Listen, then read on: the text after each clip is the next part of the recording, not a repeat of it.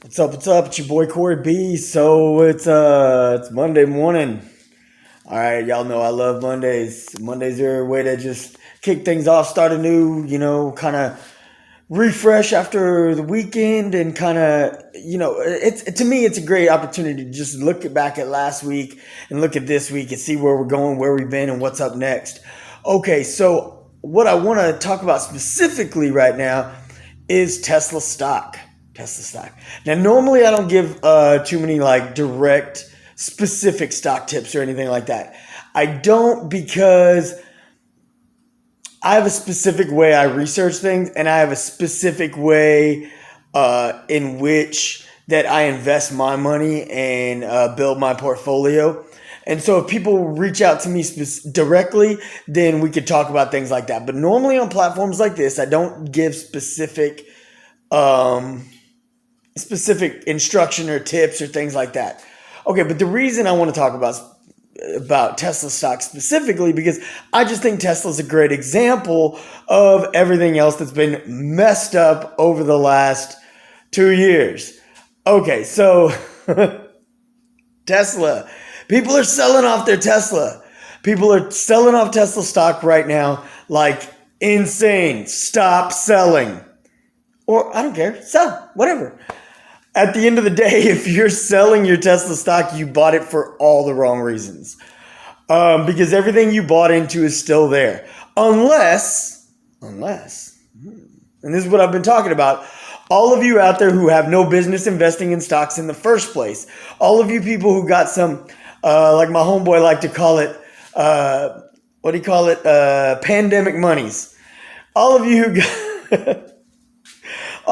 who got your stimulus throughout the pandemic, and y'all took that money and you're like, well, I wasn't planning on it. So instead of catching up on my bills, maybe I should just buy some stocks because it's the thing that's trending online right now. It's like, okay, well, it was trending. It was the thing that a lot of people were talking about, because a lot of people were like, well, what are we doing? We're sitting at home. So things were trending online. Things were being talked about. And the stock market was kind of a hot button because a lot of stocks were tanking during the pandemic while there was others that were rising. So it made a really interesting time for us to be in. Okay, but the thing is that there were wise investors who were smart and who did their due diligence and did, just serious amounts of research and knew exactly what they were buying into, knew exactly what they were selling, and knew there was a reason for these things. Just like you look back at 2008 and there was an interview with Buffett in 2011, and they were like, hey, in 2008, the market tanked and this and that and happened. And then in 2010, there were still some after effects. And, there was these residual ups and downs based on what happened in 2008. What did you do? And his response was real simple. I held fast. It was real simple because he knew what he bought into, and he knew why he was holding on to it. He knew the things he was choosing to sell. He knew the things he was choosing to buy.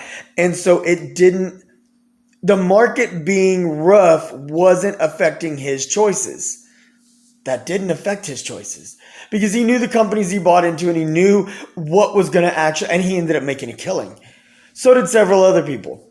There's a lot of people through this tank in the market. The last 2 years, I've been making a killing in the stock market.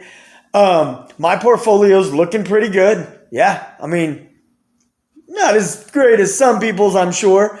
But my portfolio is looking good, and it's because I've done, ample amounts of research. I've done a lot of reading. I'm reading every day. I've got a chart, a whiteboard on my in the other room that I'm constantly updating notes from. Every couple of days, I'm changing this stock or that stock. Hey, this is one to watch. Hey, this one, it's no longer time to watch that one. This and that. I'm always making notes. So anyways, my point is that there's a lot of people who weren't doing research. They had no business being in the market. Now, I believe everyone should invest, but I also believe that everybody's not meant to be an investor. Your money should be working for you, but not everybody is going to do the right amount of research, and they shouldn't be handling their own money. So they go to someone who runs an investment firm, a financial firm, things like that, and they get them to invest their money for them, and they carefully weigh the options and weigh what's the best possible time for them to get into this one or that one, and then they capitalize on their returns. Okay, so look, during the pandemic, a lot of people were sitting at home and they thought, well, I have Reddit, I have YouTube, I have Facebook, I have a smartphone, this awesome device that's in my hand right now. Because I have this, I am intelligent enough to invest in the stock market. I don't really have to read, just kind of skim over a few things. That's what people did. So when they did that, you have things like GameStop happening. GameStop was absolutely absurd. And I knew from the jump, and so did several other people, it was a meme stock. It was a chump thing to go into. And I'm not trying to be insulting to everybody else, but that's what it was. It was some chump got on Reddit and said, hey, this and this and this, you should buy GameStop. So a bunch of other people who were blindly following this chump who was advising them, who had no business to advise them. They had no business listening to him, but they bought into GameStop and lost a bunch of money.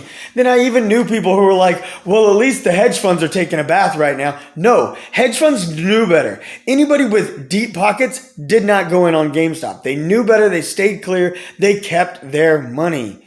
Who lost in GameStop? Robinhood and a bunch of regular guys like me and you just sitting at home who didn't do their research though, and they're just like, well, Reddit told me, Facebook told me, YouTube told me. Okay, now I get the irony here. I'm on YouTube and I'm telling you, hey, but what I'm telling you is if you bought into a stock like Tesla, if you bought into it for a valid reason, or even GameStop, if you bought into it for a valid reason and you didn't buy into it because of some little blurb that you saw, if you bought into it, then hold fast. Give it time. If you bought into it because of a blurb, well, you probably should have never bought into it anyways. So if you're still ahead, maybe time to get out and bounce. Makes things more opportunistic for someone like me who is into that stock, and I can just scoop up more. Because as you and him and her and her and him and her, as all of y'all continue to sell off yours, that takes the overall stock value down. And while it's going down, that's time for me to buy. So I don't care whether you buy or sell, but in the interest of wanting y'all to be successful, wanting y'all to make wise decisions, there is plenty of money out here, so I want more of us to make more of it. With that in mind, and with that kind of mentality and that kind of a spirit and the kind of guy that I am, I want you to be successful. So, being that I want you to be successful, I want you to marinate. I want you to think. I want to give it time. Make sure, what did you buy? Why did you buy it? And if you bought it with valid purpose and reason, then hold on to it. Is that reason still there? Is that purpose still there? Because there are plenty of stocks that Buffett himself, that, many great investors all over the place have bought into stocks. They've believed in the companies. And 2 years later, 5 years later, 10 years later, that company is not what it once was. They no longer believe in that company and it's time to sell. I'm not telling you not to sell.